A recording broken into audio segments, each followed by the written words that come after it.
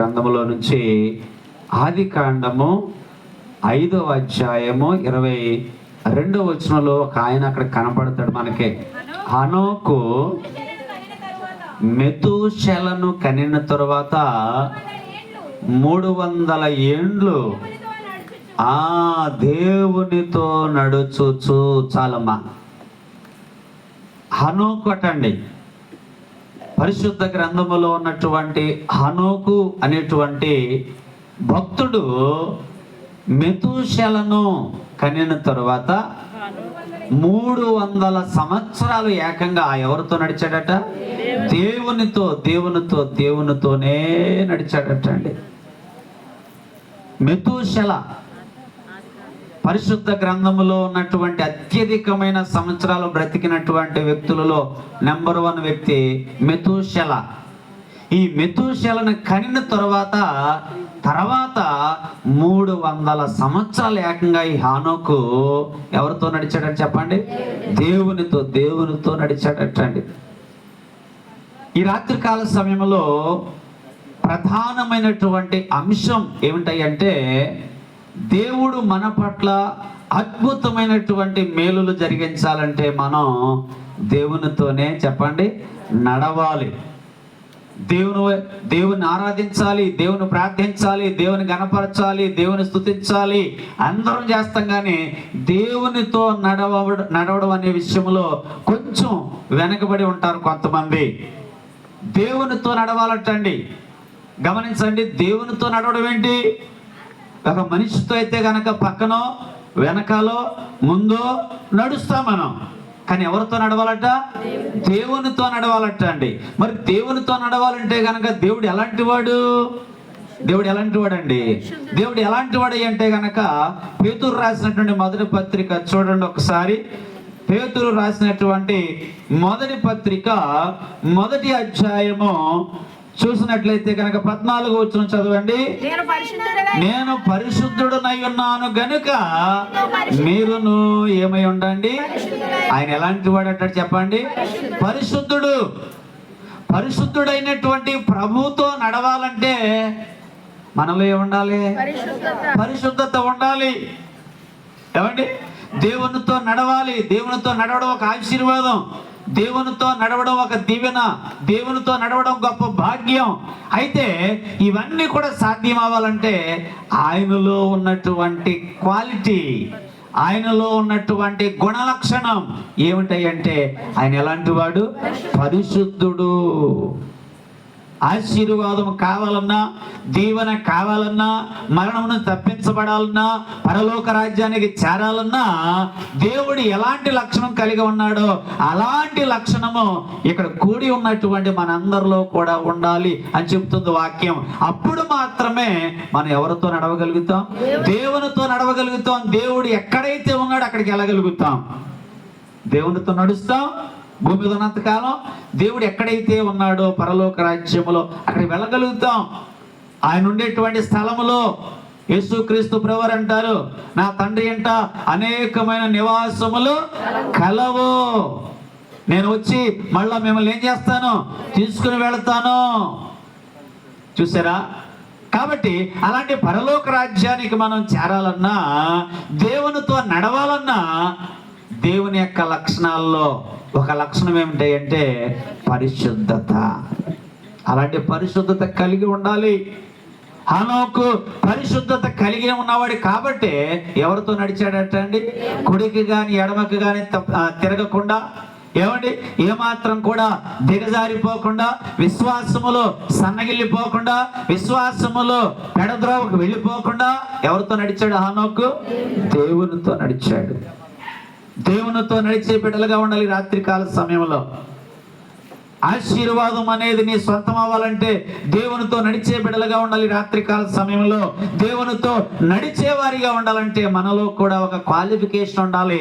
అదే పరిశుద్ధత అనేది. ఆయనతో నడవాలంటే గనక మనలో ఏమండి ఉన్నటువంటి లక్షణాలు సరిపోవు. మనలో ఉన్నటువంటి లక్షణం ఏంటి? పాపంతో ఉన్నప్పుడు పరిశుద్ధుడైన ప్రభువుతో ఎలా నడవగలుగుతాం? పాపంతో ఉన్నప్పుడు పరిశుద్ధుడు ఉన్నటువంటి పరలోక రాజ్యానికి ఎలా చేరగలుగుతాం? పాపంతో ఉన్నప్పుడు పరిశుద్ధుల్లో ఉన్నటువంటి ఆశీర్వాదాలు మన నెత్తి మీదకి ఎలా కుమ్మరించుకోగలుగుతాం? అలాగే ఆయన కాపుదల ఎలా పొందుకోగలుగుతాం? కాబట్టి అవన్నీ పొందాలంటే కనుక ఈ రాత్రికాల సమయంలో దేవుడు కలిగి ఉన్నటువంటి గుణ లక్షణాల్లో ఒకటి పరిశుద్ధత అనేది నీవు నేను మనము అందరము కలిగి ఉండాలి. హనోకు పరిశుద్ధత కలిగిన వాడు కాబట్టి ఆ పరిశుద్ధుడైనటువంటి దేవదేవునితో, సృష్టికర్త అయినటువంటి యెహోవా దేవునితో కలిసి ఎన్ని సంవత్సరాలు నడిచాడు? 300 సంవత్సరాలు. చూడండి ఎంత బాండింగ్, ఎంత ఆ క్రమమైనటువంటి పరిస్థితులు అక్కడ కనబడుతున్నాయి. చూడండి, దేవునితో నడవడం అనేది ఒక గొప్ప భాగ్యం. దేవునితో నడవడం అనేది ఒక పరిశుద్ధత. అలా నడవాలంటే కనుక మనలో ఎంత పరిశుద్ధత ఉంటే సాధ్యం అవుద్ది. చాలా మంది విశ్వాసులు గమనించండి, దేవునితో నడవడం అంటే ఏదో ప్రారంభంలో నడుస్తారు, తర్వాత మళ్ళా నీరసించిపోతారు, సన్నగిలిపోతారు, దిగజారిపోతారు. మళ్ళా ఏమాత్రము కూడా తడబడకుండా, భయం లేకుండా మేము పరిశుద్ధులమే అని చెప్పుకుంటారు వాళ్ళు. కనుక ఈ రాత్రి కాల సమయంలో విడవకుండా, వెనక తిరిగి చూడకుండా యేసుతో పాటుగా, దేవునితో పాటుగా నడవాలంటే మనలో ఒక అర్హత ఉండాలి. ఆ అర్హత ఏమిటయ్యా చెప్పండి? పరిశుద్ధత కావాలి. నీవు నేను కూడా రాత్రి కాల సమయంలో వాక్యం ముగిసిన తర్వాత ఒక ప్రశ్న వేసుకుని వెళదాం. ఏమిటి ఆ ప్రశ్న అంటే, నేను దేవునితో నడుస్తున్నానా, దెయ్యముతో నడుస్తున్నానా అని చెప్పి. దేవునితో నేను నడిచేవాడిగా ఉండాలి, దేవునితో నేను నివసించేవాడిగా ఉండాలి, దేవునితో నేను సంభాషించేవాడిగా ఉండాలి అంటే గనక నాలో ఒక లక్షణం ఉండాలి, పరిశుద్ధత. ఎవరితో నడవాలట? ఎవరితో నడవడం గ్రేట్నెస్? ఎవరితో నడవడం గొప్ప? ఎవరితో నడవడం ఘనత? ఎవరితో చెప్పండి? దేవునితో. మనుషులతో కాదు, లోకంతో కాదు, పాపంతో కాదు, లేదంటే కనుక దేవునితోనే కాదు. కానీ నువ్వు నేను కూడా ఈ రాత్రి కాల సమయంలో నడవాల్సింది ఎవరితో? దేవునితో నడవాలండి. దేవుని వెంబడించాలండి. దేవుని వెంబడించమని యేసుక్రీస్తు ప్రభువారు సీమోను, పేతురు, యోహానులను పిలుస్తున్నాడు. ఏమనంటే కనుక, రండి నన్ను వెంబడించండి, నేను మిమ్మల్ని మనుషులను పట్టే జాలరులుగా చేస్తానని. ఆయన వెంబడించాలి, ఆయన అనుసరించాలి, ఆయనతో నడవాలంటే కనుక మనము సరిపోము. మనం సరిపోవాలంటే కనుక మనలోకి ఒకటి రావాలి. అదే హోలీనెస్, అంటే పరిశుద్ధత అనేది రావాలి మనలోకి. అలాంటి పరిశుద్ధత కలిగి ఉన్నాడటండి. ఆదికాండం 5వ అధ్యాయం 22వ వచనంలో ఉన్నటువంటి వ్యక్తి ఎవరైనా? హనోకు. 300 సంవత్సరాలు నడిచాడండి. ఎవరితో? ఈ మధ్యలో లోకం కనపడలేదంటారా? ఈ మధ్యలో కుటుంబం కనపడలేదంటారా? ఈ మధ్యలో స్నేహితులు కనపడలేదంటారా? ఈ మధ్యలో ఆస్తులు కనపడలేదా? అంతస్తులు కనపడలేదా? బంగారం కనపడలేదా? ఐశ్వర్యం కనపడ్డాయి. కానీ వాటిని గడ్డిపోచగా చూశాడటండి. తృణము అంటే అర్థం ఏంటంటే గడ్డితో సమానంగా భావించాడట హనోకు. ఆస్తుల గడ్డితో సమానం, ఐశ్వర్యమా గడ్డితో సమానం, పేరు ప్రతిష్టల గడ్డితో సమానం. పనికిరానటువంటి దాంతో పోల్చుకున్నాడు. పనికొచ్చేటువంటి వాడు నా ప్రభువే, ఆ ప్రభువుతోనే నడవాలి అని చెప్పి తన పాపాన్ని విడిచి ఎన్ని సంవత్సరాలు చెప్పండి? 300 సంవత్సరాలు.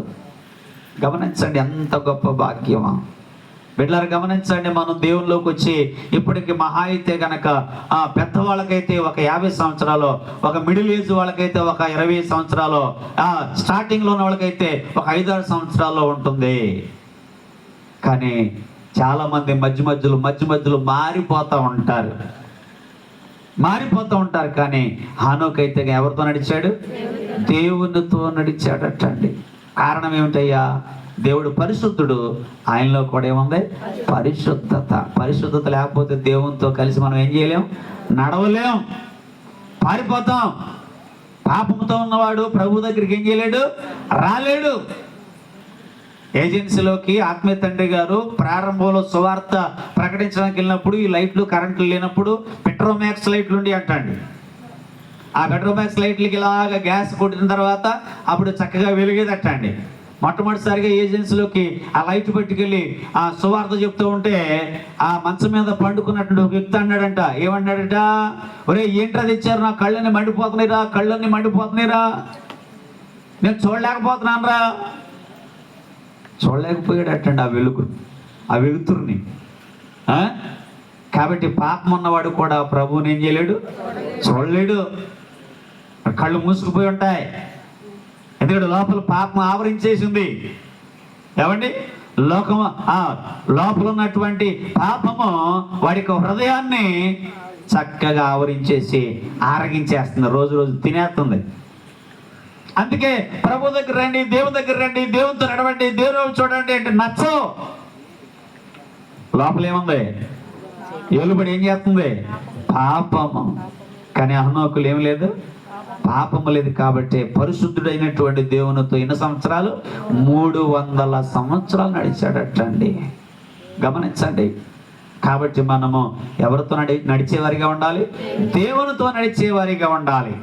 దేవునితో నడిచేవారిగా ఉండాలి, దేవునిలా నడిచేవారిగా కూడా ఉండాలంట. ఎంత అద్భుతమో!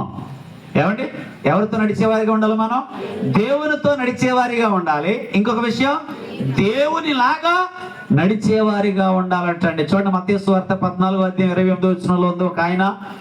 మత్తయి సువార్త 14వ అధ్యాయము 28వ వచనంలో అమ్మా పేతురు, ప్రభువా నీవే అయితే నీళ్ళ మీద నడిచి నీ యొద్దకు వచ్చుటకు సెలవిమ్మని అడిగాడట పేతురు గారు. ఎవరినే? యేసు ప్రభు వారిని. అమ్మా ఎవరినమ్మా? యేసయ్యని అడిగారంటే ఎవరు? పేతురు గారు. ఏమని అడిగారు? నీవే. కాబట్టి నీలాగా నేను కూడా దేని మీద? నీళ్ల మీద నడవాలనుకుంటున్నానయ్యా. ఎవరిలాగా? యేసులాగా. ఇదే నా కోరికను ఒక పాట ఉండేది, ఆ చరణంలో ఉంటది, యేసులాగా నడవాలని, యేసులాగా బ్రతకాలని, నిలవాలని, చక్కని మాటలు ఉంటాయి. కావున పేతురు గారు అడుగుతున్నారు ఏమనంటే, యేసయ్యా నీవే నన్ను ఏం చేయమో, నీలాగా నీళ్ళ మీద నడిపించుమో అన్నాడు. అయినప్పటికీ అలా అయితే అయ్యో నీళ్ళు కదా ఎలా రావాలి అని అనుకోలే. రా అయితే అని అన్నప్పుడు వెంటనే ఆ మాటను పేతురు గారు నమ్మి నీళ్ళ మీద నడవడం ప్రారంభించాడండి. నీళ్ళ మీద నడవడం అనేది యేసు ప్రభు వారే చేశారు. రెండవ వ్యక్తి ఎవరు చేశారు తెలుసండి? పేతురు గారు. ఎవరిని బట్టి? యేసయ్యను బట్టి నీళ్ళ మీద నడిచాడు. ఎవరిలాగా? యేసయ్యలాగా. యేసయ్యలాగా నడిచినటువంటి పేతురు గారిలో మనం గమనించాల్సిన, ఆ కొద్ది సెకండ్లో మనం గమనించాల్సిన అంశం ఏంటంటే నమ్మకం. చెప్పండి, ఏంటి? నమ్మకం. దేవునితో నడిచాడు 300 సంవత్సరాలు. హనోకు దేని బట్టి? దేవునిలో ఉన్నటువంటి పరిశుద్ధతను బట్టి. యేసయ్యలాగా నడిచాడు నీళ్ళ మీద దేవుని బట్టి, యేసయ్య చెప్పిన మాట మీద నమ్మకాన్ని బట్టి. కాబట్టి మనలో యేసులాగా దేవునిలాగా నడవాలంటే గనక మనలో యేసయ్య మీద ఏముండాలి? నమ్మకం ఉండాలి. చెప్పండి అమ్మా, ఏముండాలి? నమ్మకం ఉండాలి. యేసులాగా నడవాలంటే యేసయ్య మీద మనలో ఏముండాలి? నమ్మకం. ఎవరి మీద ఉండాలి? దేవుని మీదే. యేసులాగా నడవాలంటే గనక నమ్మకం ఉండాలి. యేసయ్యతో నడవాలంటే గనక మనలో ఏముండాలి? పరిశుద్ధత ఉండాలి. గమనించండి, రాత్రికాల సమయంలో ఎక్కువసేపు కాదు, 3 ప్రాముఖ్యమైనటువంటి విషయాలు. ఒకటి, దేవునితో నడవాలంటే పరిశుద్ధత ఉండాలి. దేవునిలాగా నడవాలంటే గనక ఆయన మీద నమ్మకం ఉండాలి. చాలా ముఖ్యమైన విషయాలండి ఇవి. దేవుని బిడ్డలాగా బ్రతికితే దేవునిలాగా బ్రతకాలి అని చెప్పి అంటారు, చూసారా? దేవునిలాగా బ్రతకడం అంటే పరిశుద్ధంగా బ్రతకడం. దేవునిలాగా బ్రతకడం అంటే దేవునిపై నమ్మకంతో బ్రతకడం. దేవునిపై నమ్మకంతో బ్రతకడం. వాక్యములో ఉంది. కొంతమంది ఇశ్రాయేలు అటండి పరిశుద్ధ దేవునిని లక్ష్య పెట్టకయు ఐగుప్తులో ఉన్నటువంటి రథములు విస్తారములనియు వారి రౌతులు బలాఢ్యులనియు వారిని అలాంటి వారిని ఆశ్రయించు వారికి ఏంటి శ్రమ అన్నది వాక్యంలో. కొంతమంది ఏం చేస్తారు అంటే కనుక బలం ఉన్న వాళ్ళు నమ్ముతారట, ధనం ఉన్న వాళ్ళు నమ్ముతారట, ఆస్తి ఉన్న వాళ్ళు నమ్ముతారట, అందం ఉన్న వాళ్ళు నమ్ముతారట, ఐశ్వర్యం ఉన్న వాళ్ళు నమ్ముతారట. కానీ దేవుని బిడ్డలమైన మనం ఎవరు నమ్మాలి? చెప్పట్లేదు. ఎవరు నమ్మాలి? దేవునినే నమ్మాలి. దేవుణ్ణి నమ్మితే కనుక ఏంటయ్యే ప్రయోజనం? ఇదిగో నీళ్ళ మీద ప్రతి వాళ్ళు మునిగిపోతారు, కానీ నిన్నైతే నడిపిస్తాడు దేవుడు. ప్రతి వాళ్ళు మునిగిపోతారు. ఏమండి? దేవునితో నడిచాడు కాబట్టి హనోకు అంటండి మరణము లేకుండా పరలోక రాజ్యాన్ని కొనుక్కోబడ్డాడట. తర్వాత వచ్చిన చదువుకోండి. దేవునితో నడిచినటువంటి హనోకు 365 ఏళ్ళు బ్రతికి మరణము లేకుండా ఏం చేయబడిను? కొనుక్కోబడిను. ఎవరిలాగా బ్రతికాడు? దేవునిలాగా. ఏం కలిగి?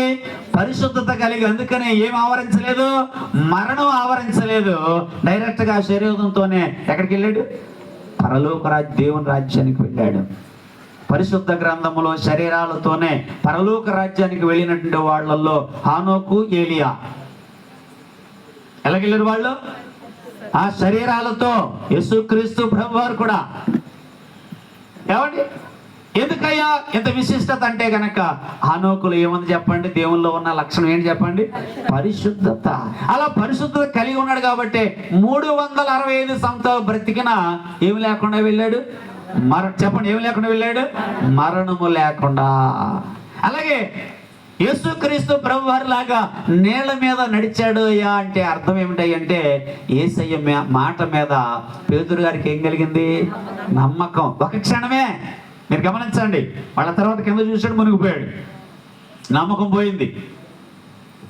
కనుక మనము కూడా నీళ్ళ మీద అందరూ నడవలేరు, కానీ మనల్ని దేవుడు నడిపిస్తాడు. అంటే అర్థం ఏంటంటే మన వల్ల కానటువంటి ప్రతి విపత్కరమైన పరిస్థితులు గుండా విజయవంతంగా దేవుడు మనల్ని ఏం చేస్తాడు? నడిపిస్తాడు. మన వల్ల కాని సమస్యలు, మన వల్ల కాని ఇబ్బందులు, మన వల్ల కానటువంటి శ్రమలు, మన వల్ల కాని తట్టుకోలేనటువంటి బాధలు, కష్టాలు వీటిలో మునిగిపోకుండా వాటి మీద తేలియాడింపజేసి నడిపింపజేస్తాడు దేవుడు. అలా నడిపించాలంటే గనక యేసయ్యలాగా నీళ్ల మీద మునిగిపోకుండా నడవాలంటే గనక యేసయ్య మాట మీదే మనకేముండాలి చెప్పండి ఒకసారి? నమ్మకము కదండి. నమ్మకం కలిగి ఉండాలి. అందుకనే పేతురు గారు మిగతా శిష్యులు నడవకపోయినా సరే పేతురు గారు ఒక్కలే యేసయ్యలాగా నీళ్ల మీద నడిచాడు. ఇక 3 కూడా మనం చూద్దాం. కొరింథీయులకు రాసిన మొదటి పత్రిక 11వ అధ్యాయము మొదటి వచనం చదవండి. కొరింథీయులకు రాసిన మొదటి పత్రిక, నేను క్రీస్తును పోలి నడుచుకొనుచున్న ప్రకారము మీరు నన్ను పోలి నడుచుకొనుడి. ఈ రాత్రి అంశం మీకు అర్థమై ఉంటది. నడవడం. హనోకు ఎవరితో? దేవునితో. పేతురు ఎవరిలాగా? యేసయ్యలాగా. ఇప్పుడు 3వ వ్యక్తి ఎవరైనా? అపోస్తలుడైన పౌలు గారు. సెయింట్ పాల్ అని చెప్పి అంటారు. సెయింట్ అనే మాటకు అర్థం ఏంటంటే పరిశుద్ధత, పరిశుద్ధుడు అని అర్థం. అపోస్తలుడైన పౌలు గారికి కూడా ఆపాదించబడినటువంటి ఒక మంచి విశేషత ఏంటంటే ఆయన పరిశుద్ధుడు. అందుకనే నేను క్రీస్తును పోలి నడుస్తున్నానని చెప్పగలిగినటువంటి ధైర్యశాలైన. మనం చెప్పగలుగుతామా? నాలో ఏ పాపం లేదు అని చెప్పగలుగుతామా? నేను అంత పర్ఫెక్ట్గా ఉన్నాను అని చెప్పగలుగుతామా? నాలో ఏ వంకర లేదు, ఏ పాపం లేదు, ఏ దోషం లేదు. నా కళ్ళల్లో కానీ, నా మాటల్లో కానీ, నా చేతల్లో కానీ, నా హృదయంలో కానీ ఎటువంటి దోషము చెప్పగలుగుతామా? పౌలు గారు చెప్పగలిగాడు. నేను క్రీస్తును పోలి నడుస్తున్నాను, మీరు నన్ను పోలి నడుచుకోండి. ఎందుకయ్యా అంటే గనక ఇందా చెప్పినట్లుగానే హనోకులో ఉన్న పరిశుద్ధత ఉంది. పేతురు గారు నమ్మినటువంటి నమ్మకం కూడా పౌలు గారిలో ఉన్నది. ఈ 2 లక్షణాలు ఈయనొక్కళ్ళలోనే ఉన్నాయి. ఇక్కడ 3వ వ్యక్తి హనోకులో పరిశుద్ధత ఉంటే పేతురు గారిలో నమ్మకం ఉంటే ఈ పరిశుద్ధత నమ్మకం రెండు కలగలిపినటువంటి రెండు లక్షణాలు కూడా పౌలు గారు ఒక్కళ్ళలోనే ఉన్నాయి. అందుకే ఆయన ఏమంటాడంటే కనుక, ఇక నా కొరకు నీతి కిరీటము ఉంచబడి ఉన్నదంటాడు ఆయన.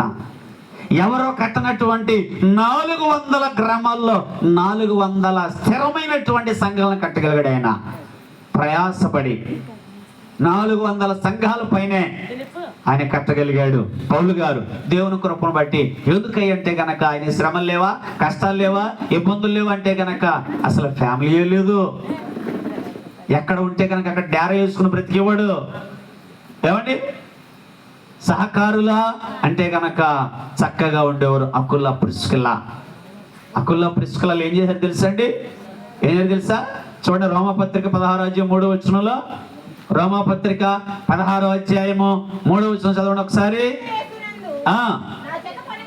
నా జత పనివారైన ప్రిస్కిల్లకును అకులకును నా వందనములు చెప్పుడే, వారు నా ప్రాణము కొరకు తమ ప్రాణములే ఇచ్చుటకైనను అబ్బా తెగించారట అండి. సేవకుని కొరకు ఏం చేశారట? ప్రాణాలే ఇచ్చాడని తెగించారంట. ఎవరు? అకుల, ప్రిస్కిల్లా. చూడండి ఎంత గొప్ప దంపతులు. కాబట్టి అలాంటి సహకారుల యొక్క సహకారంతో 400 పరిశుద్ధమైనటువంటి దీటైనటువంటి సంఘాలు కట్టగలిగారు అపోస్తులైన పౌలు గారు. కారణం పరిశుద్ధత, దేవునిపై నమ్మకం. ఎలా చూపించారు కదండి, నేను ఎప్పుడు బలహీనో క్రీస్తులో అప్పుడే బలవంతుణ్ణి. ఎందుకంటే క్రీస్తు అన్నారట, నా కృప నీకు చాలని. ఆ మాట నమ్మేసాడంత ఆయన. మధ్యలో నిందలు, అవమానాలు, కట్టేశారు, కొట్టేశారు, చెరసాల్లో వేసేశారు, అనేక హింసించారు. అయినా సరే క్రీస్తు మాట మీద ఆయన నమ్మి బ్రతికాడు పరిశుద్ధంగా.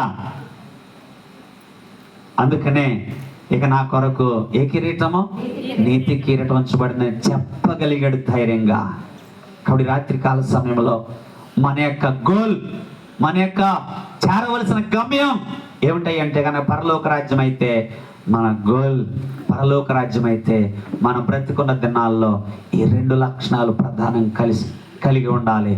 దేవునితో నడవాలి, దేవునితో నడవాలి, దేవునిలాగా బ్రతకాలి. దేవునితో నడవాలంటే గనక మనం సరిపోము. కానీ సరిపోయేటువంటి ఒక గుణం మనకి ఇస్తున్నాడు ఆయన. ఏ విడిచిపెట్టమన్నాడు? పాపాన్ని విడిచిపెట్టి పరిశుద్ధత ధరించుకోండి. అప్పుడు నాలాగా, నాతో పాటు మీరు ఏం చేయగలుగుతారు? నడవగలుగుతారు. నాలాగా నడవాలంటే గనక నన్ను నమ్మండి. పేతురు గారిని ఏం చేయమన్నాడు? నడు అనే మాటను అన్నప్పుడు పేతురు గారు ఏం చేశాడు? నమ్మాడు కాబట్టి కొద్ది నిమిషాలు నడవగలిగాడు. అపనమ్మకం వచ్చింది, ఏం చేశాడు? మునిగిపోయాడు అంతే. అవునా? అలా అపనమ్మకం వచ్చి మునిగిపోయినప్పుడు ఏసి ఏమన్నాడు? చేయండి తెచ్చి, అల్ప విశ్వాసి అంటే నీలో ఏమి లేదు, ఇంకా విశ్వాసం లేదు.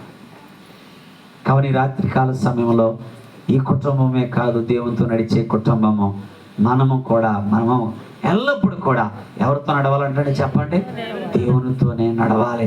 దేవునితో నడవాలి, దేవునిలాగా జీవించాలి. మంచి కోరిక కలిగి ఉండాలి మనం. కావున రాత్రికాల సమయంలో మరి ఎవరిలాగా ఉన్నాం మనం? దేవునిలాగా, దేవునిలాగా పరిశుద్ధత కలిగి ఉన్నామా?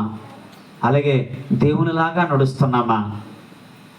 ఈ పరిశుద్ధత, నమ్మకం కలిగినటువంటి జీవితాలు మనకున్నాయా లేదంటే ఇందాక వాక్యాన్ని చూపించారు కదండి కీర్తన గ్రంథంలో. వారు దేవుని యొక్క నిబంధనను ఏం చేశారట అండి? మర్చిపోయారట అండి. నేను పరిశుద్ధుని కాబట్టి మీరు ఎలాగ ఉండండి అన్న నిబంధన ఏం చేశారు? చాలా మంది మర్చిపోయారు. నన్ను పోలు నడుచుకోండి అన్న మాటను కూడా చాలా మంది ఏం చేశారు చెప్పండి? మర్చిపోయి కృతజ్ఞత చూపించాల్సిన దానికి బదులుగా కృతజ్ఞులైపోయారు. కాబట్టి రాత్రికాల సమయంలో దేవుని యొక్క ఆశీర్వాదము, దీవెన, కాపుదల, భద్రత, క్షేమము ఈ లోకంలో ఉన్నంత వరకు ఆయన యొక్క సన్నిధి, ఆయన యొక్క రెక్కలేక నీడ మనకు కావాలంటే కనుక భూమిని విడిచిపెట్టాక రా కుమారుడా కుమార్తె, నీ కొరకు సిద్ధపరచబడినటువంటి నా తండ్రి కుడి పార్శ్వమును కూర్చొని పెట్టేటువంటి సింహాసనము నీ కొరకు సిద్ధపరచబడింది, రా అని దేవుడు పిలవాలంటే, యేసయ్య పిలవాలంటే, పిల్లలు గమనించండి, పరిశుద్ధత ఉందా లేదా? పరిశుద్ధత కలిగి ఉన్నామా? నమ్మకం కలిగి ఉన్నామా? పరిశుద్ధత, నమ్మకం ఈ రెండు కలిగి హనోకులాగా, పేతురు గారిలాగా, పౌలు గారిలాగా మనం ఉన్నామా లేదా? దేవుడు ఈ మాటలు మన కొరకై దీవించి ఆశీర్వదించును గాక.